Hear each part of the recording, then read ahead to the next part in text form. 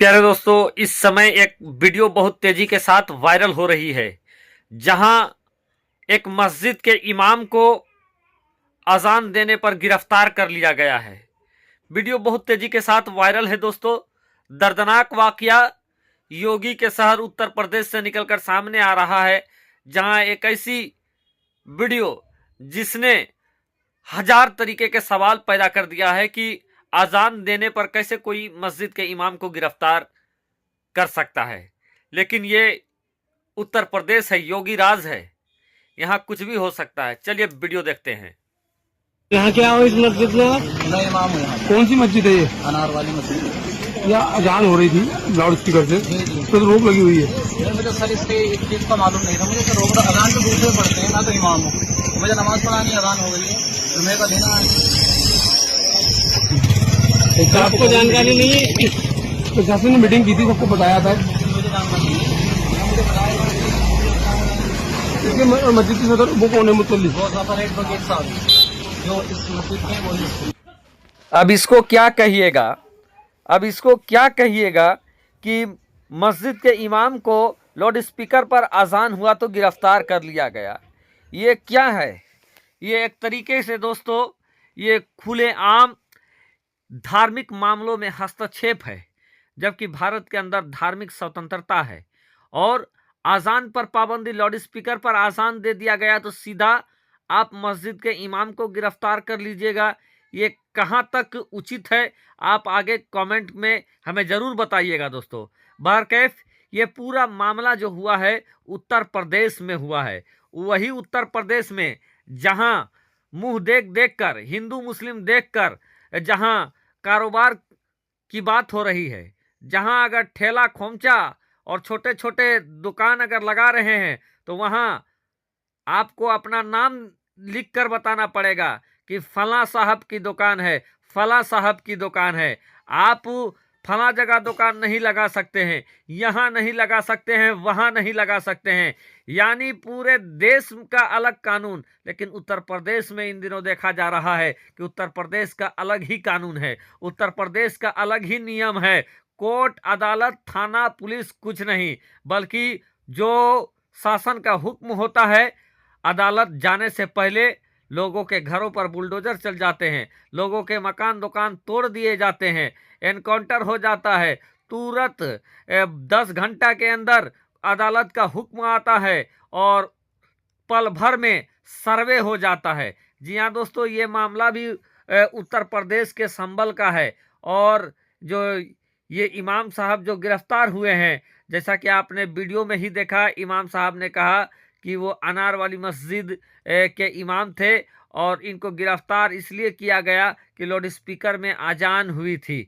अब प्रशासन का कहना है कि पहले कहा गया था कि वो लाउड स्पीकर में अजान नहीं होगी। तो क्या लाउड स्पीकर में अजान देना इतना बड़ा जुल्म हो गया कि सीधे आप गिरफ्तार कर लोगे? इतना बड़ा जुल्म हो गया। और अगर ये इतना बड़ा जुल्म वाली बात है लाउड स्पीकर पे अजान देना, तो पूरे देश के अंदर लाउड स्पीकर में अजान दे रहे हैं तो वहां जुल्म नहीं है, सिर्फ उत्तर प्रदेश में ही जुल्म है कि ये शासन के नशे में चूर होकर ये मनमानी वाला फरमान है। आपको क्या लगता है दोस्तों? लोगों का ये राय है, लोग ये बातें कर रहे हैं कि ये देश भर में जब ऐसा नहीं होता है, देश भर में जो अजान के लिए जो मापदंड है, डेसिबल जो तय कर दिया गया है, ध्वनि की गति जो तेज कर दिया तय किया गया है, उस पर उतनी गति पे आप अजान दे सकते हैं। और देश भर में आज अजान हो रहे हैं, लेकिन कहीं गिरफ्तारी नहीं। लेकिन आखिर उत्तर प्रदेश में ही इस तरीके की गिरफ्तारी क्यों हो रहा है? लोग आज ये सवाल पूछ रहे हैं कि अगर लाउड स्पीकर पे अजान हुआ तो दूसरी तरीके का पेनल्टी भी दिया जा सकता है कि डायरेक्ट आप गिरफ्तार ही कर लोगे, वो भी मस्जिद के इमाम को। और मस्जिद के इमाम को लोगों ने समझ क्या रखा है? मस्जिद का जो इमाम होता है वो एक तरीके से मुसलमानों का पेशवा होता है, और इस तरीके से धार्मिक मामले में हस्तक्षेप और धार्मिक कर्मकांड करने पर सीधा गिरफ्तार इससे पहले आपने देखा कई धार्मिक कर्मकांड होते हैं, कई त्यौहार होते हैं जहां 1 से 10 दिनों तक बाजा बजता रहता है, लाउड स्पीकर बजता रहता है, तो वहां कोई गिरफ्तार नहीं होता है। लेकिन अजान में ही गिरफ्तारी क्यों? ये सब उत्तर प्रदेश के अंदर हो रहे हैं और इसकी चर्चा देश भर में हो रहा है। लोगों का कहना है कि जिस तरीके से पक्षपातपूर्ण तरीके से कार्रवाई हो रही है, ये लोगों के अंदर असंतोष पैदा कर रहा है। और दोस्तों,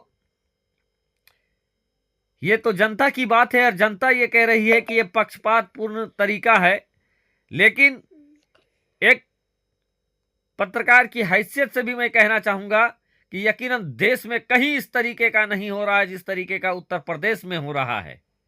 और ये अपने आप में धार्मिक स्वतंत्रता, जो भारतीय संविधान ने भारत के प्रत्येक नागरिक को जो धार्मिक स्वतंत्रता दिया है, धार्मिक कर्मकांड करने की स्वतंत्रता दिया है, ये उसमें हस्तक्षेप का मामला लग रहा है। आपकी राय क्या है? आप अपनी राय कमेंट के जरिए हमें जरूर बताएं।